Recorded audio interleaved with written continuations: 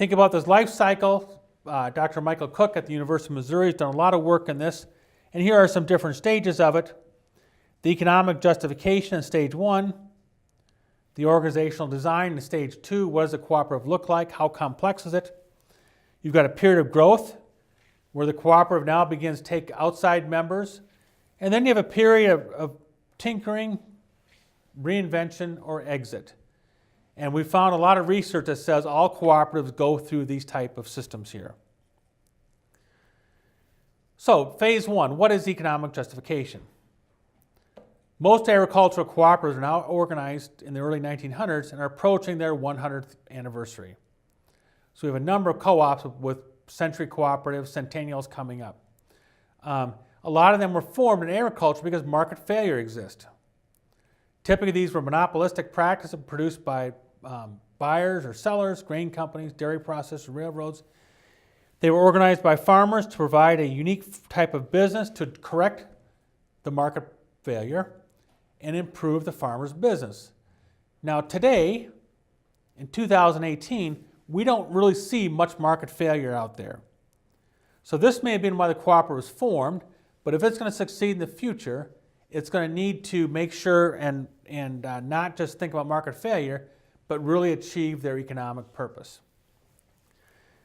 And the co-op was viewed as successful if the benefits exceeded cost and farm business performance improved. Where did we see the types of market failure? So many of you coming from a rural community will understand this. Missing services, grain storage, electricity, telephone cooperatives, credit unions with no fees for checking. Monopolistic prices allowed us to get more competitive prices. High cost, it was difficult to get economies of size, and so vertical integration happened. Inadequate information, grading of grain, for example, high transaction costs. Spatial monopolies, sometimes we've got natural monopolies that ought to be carried by a cooperative. Think about cable. If the cable industry was organized as a cooperative, one might argue we have different shows, we have different types of things when parents, if you will, own the cable company, and a number of people tried to form cable cooperatives when the cable industry first came out. They were not successful. On the other side, it's unlikely that the cable cooperatives would have been able to achieve some of the innovation that a Netflix or others might have done because they wouldn't have had the capital to make that happen. So sometimes a cooperative might be the right solution, but it also may stifle innovation if capital doesn't exist to carry things out. Market power. This is the issue that farmers were too small on their own, so let's form a cooperative to give them more benefit. This whole issue of competitive yardstick and market power.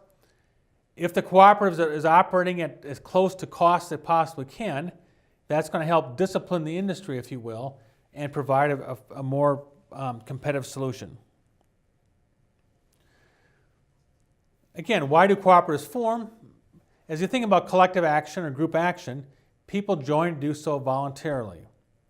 The stability of the membership to achieve those benefits of group action has to happen because they have to see a true economic benefit.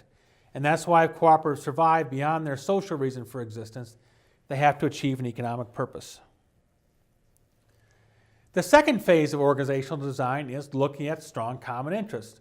So as cooperatives begin to evolve, common geography, they're addressing common economic grievances like lack of market power. They have a common vision. The farmers are all the same size, same background, same type of farming operation. This gives a strong sense of member ownership, a strong sense of member control on the board of directors, a strong sense of member commitment, and really a strong sense of us versus the whole world, us versus all the other competitors. And these cooperatives worked very well. They addressed the issue of low prices over time. They focused on being very, very competitive, low cost, low average cost production. In doing so, they began to evolve as a solution for everything. So not just a solution for one thing like grain production, but a solution for farm supply, a solution for soybeans, a solution for small grains like wheat. they move regionally. So now the co-ops are starting to become more complex as they move through time because they've been successful. As such, cooperatives experience what we call growth, glory, and it's the beginning of heterogeneity of producers. We have more and more diverse producers in our membership base. The average cost of production changes on farm. We have small farms, large farms. Their costs are different. We begin to see some organizational conflict emerge because some feel disadvantaged. And as the cooperative becomes more successful, competition comes in. So now we have a cooperative business and a non-cooperative business. Members can pick and choose which one to do business with. And now we have non-members using the cooperative who aren't members of it because the cooperative needs to get as many people as they can to lower their cost. And so it becomes very difficult to enforce membership because now membership is equal to everybody. These non-members don't bear the full cost, but they get all the benefits of the cooperative. And so the people that help build the cooperative begin to get frustrated because the new people to the cooperative get to have advantage of the branding, the licensing programs, the stores, the things the cooperative has done without having to bear the full cost of developing of all those. So now problems begin to emerge. We have something called horizon issues. The assets have a greater life than the member's natural life. Building an oil refinery has got a 40 or 50-year life. That's greater than what a person might be in farming. A crop production shed for storage and crop nutrients, that's got a longer-term shelf life. So as members age and the need for the co-op differs, especially if they're not going to have another generation on the farm, the risk tolerance doesn't always match up against their need for the assets. And now as these needs change, the control doesn't change. It's still one member, one vote. The quote-unquote bachelor farmer, who's not going to have another generation farming, has the same vote as the farmer who's going to have a future generation farming that farm. Their horizons are different, and they have a different way of looking at the cooperative. And consequently, now we have influence activities. That retiring farmer wants a different economic deal with the co-op than the farmer who's going to have children participate in the cooperative in the future. So as we think about these co-ops that were started in the 1920s, by the 1980s we began to have debates. Ownership rights, these control rights, capital structure. People started arguing, have co-ops outlived their economic life? Are they truly user-owned, user-controlled, user-benefit? And then we began to see some look at possibly restructuring.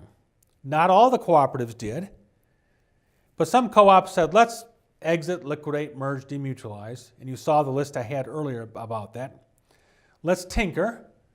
Let's create alliances. Let's create multiple patronage pools. Let's have more than one patronage pool.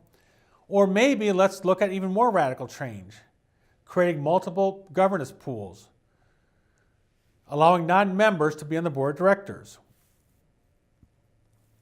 So these are all things that cooperatives have done to look at restructuring over time, and we'll talk about some of these in our case studies, and some of you I know will be doing these as part of your digital media project for this class.